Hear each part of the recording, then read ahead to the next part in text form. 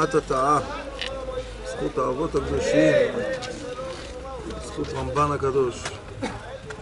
אנא בתורה, גדולה ימינך, ותרצה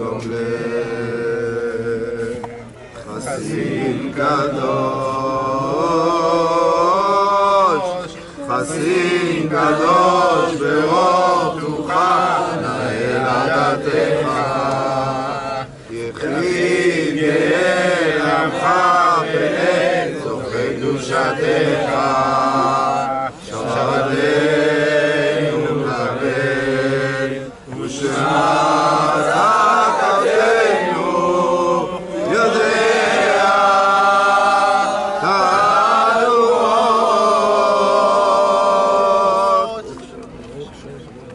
ואתה אדוני מגן ועדי כבודי ומרים ראשי ואתה אדוני תלכה כי יעלותי לעזרתי חורשה אומר לאדוני מחסים צודתי אלוהי אבטח בו הנה אדוני צדיקים אוזנם ושבעתם אדוני אלוהים צבאות השיבנו העיר פניך ונושך הנני אדוני כי לך יקרא כל היום אני שכבתי וישענו כי צאתי כי אדוני ישמחני ידעתי אדוני כי צדק משפטיך ומנעני איתני למה אדוני תזנח נפשי תסתיר פניך ממני אדוני למשפטי יום צעקתי בלילה נגדך לא להבנתי לראות בטוב אדוני בארץ חיים שוב אדוני חצה נפשי ושירני למען חסדך יסברו עצי אדוני ארזה למען שנתה אדוני משגב לדף משגב לעיתות בצרה כי הנה חיכני ברוח לעברי אדוני למה אדוני תעמוד ברחוק תעלים לעיתות בשרה הודו לאדוני קראו בשמו דירבה במעלילותיו ברכו אדוני כל צבא משרתיו עושה רצונו קבו כי ביתי אדוני ואת אליו ישמע שוועתי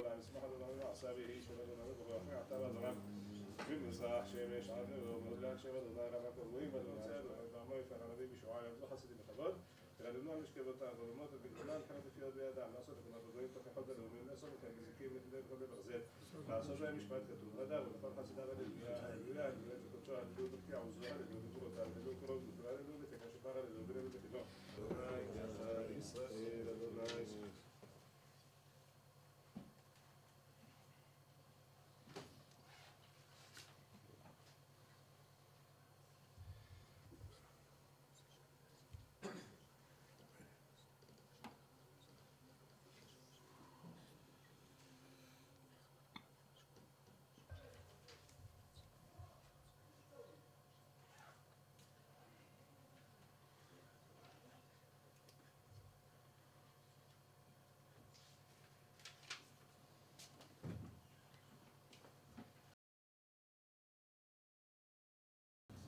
מצרים גאלתנו אדוננו מבית עבדים פדיתנו כל מרן.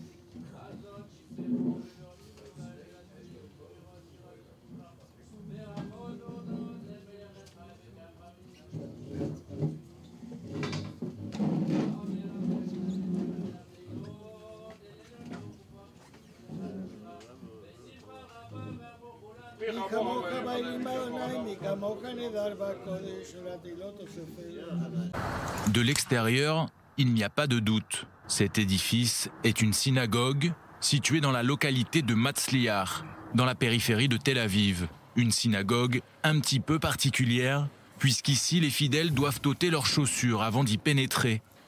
Et à l'intérieur, c'est à s'y méprendre. Des tapis, ont remplacé les sièges. Car les Juifs qui viennent prier ici ont pour coutume de le faire à même le sol, en s'agenouillant et en se prosternant. Des rites qui ne sont pas sans rappeler ceux de l'islam.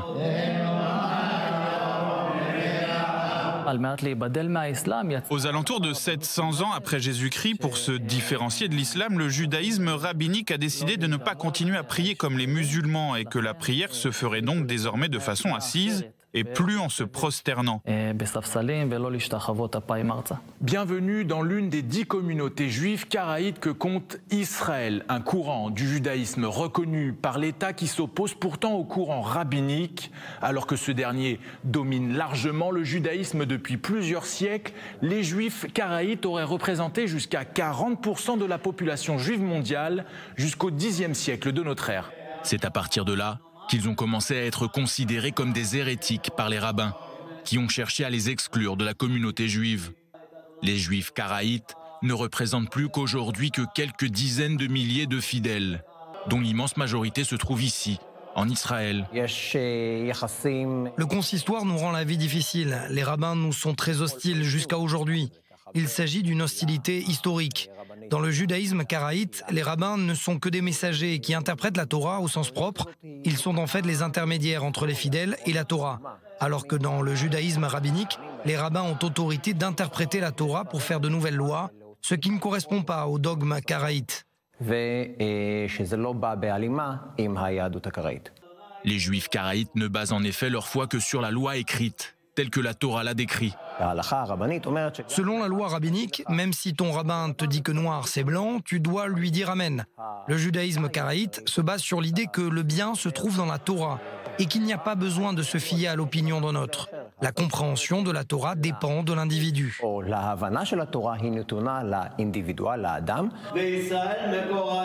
De son côté, le judaïsme rabbinique accorde davantage d'importance à la loi orale. Une loi orale interprétée par des hommes qui n'a donc rien de divin, selon le judaïsme karaïte. On peut tout à fait considérer le judaïsme karaïte comme le judaïsme originel, qui conserve les premières traditions du peuple d'Israël depuis toujours, jusqu'à aujourd'hui. Le judaïsme karaïte, c'est en fait le diamant dans la couronne. Alors que la plupart des juifs du monde entier célèbrent cette semaine Hanouka, la fête des Lumières, les juifs karaïtes n'allumeront pas de bougies cette année encore, puisque Hanouka est une fête d'institution rabbinique qui n'est mentionnée à aucun moment dans la Torah.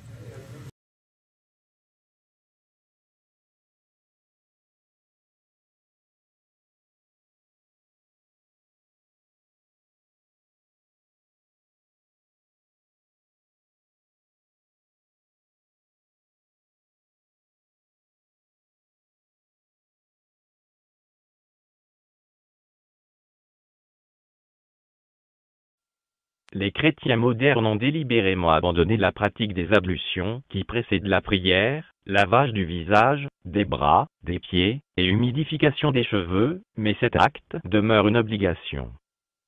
Car tous les prophètes sans exception accomplissaient leurs ablutions comme nous le montre la Bible, et Moïse et Aaron avec ses fils en lavèrent leurs mains et leurs pieds.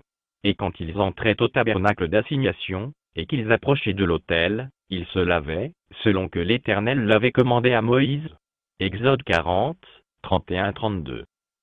Bien que Paul ait corrompu les enseignements de Jésus, paix et bénédiction sur lui, il accomplissait lui-même ses ablutions. Exemple, Paul ayant donc pris ces hommes avec lui, et le jour suivant s'était purifié avec eux. Acte 21, 26. Les femmes musulmanes accomplissent la prière en se couvrant les cheveux. Exemple dans la Bible, mais toute femme qui prie, ou qui prophétise sans avoir la tête couverte, déshonore sa tête, car c'est la même chose que si elle était rasée. Si donc la femme n'est pas couverte, qu'on lui coupe les cheveux. Or s'il est déshonnête à la femme d'avoir les cheveux coupés, ou d'être rasée, qu'elle soit couverte, 1 Corinthiens 11, 5-6. Et encore, jugez entre vous-mêmes, est-il convenable que la femme prie Dieu sans être couverte? 1 Corinthiens 11, 13. Les musulmans accomplissent la prière en se courbant, s'agenouillant, et se prosternant après avoir ôté leurs souliers, à l'image des prophètes. Venez, prosternons-nous, inclinons-nous, et mettons-nous à genoux devant l'Éternel qui nous a fait. Psaume 95, 6, et Josué se jeta sur son visage à terre, et se prosterna, Josué 5, 14. C'est dans des monastères comme celui de Salah ou Tour Abdin, qui abrita le patriarche syriaque durant des siècles, que chants et prières du christianisme originel ont été conservés loin de toute influence latine ou grecque.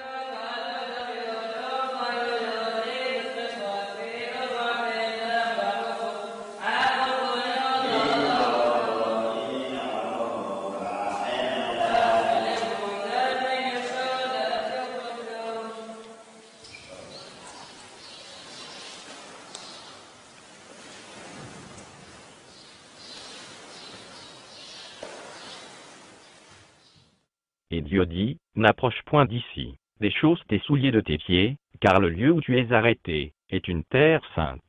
Exode 3, 5, Acte 7, 33. Autre exemple. Et Élie monta au sommet du Carmel, et se pencha contre terre, il mit son visage entre ses genoux.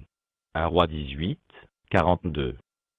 Alors Moïse et Aaron se retirèrent de devant l'assemblée à l'entrée du tabernacle d'assignation, et tombèrent sur leurs faces, et la gloire de l'Éternel apparut.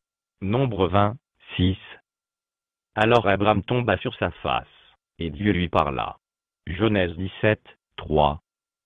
Et lorsque Jésus se rendit au jardin de Gethsémané pour implorer Dieu de le délivrer du piège que lui avaient tendu les docteurs juifs et les pharisiens, il se prosterna le visage contre terre, priant, et disant, Mon Père. Matthieu 26, 39,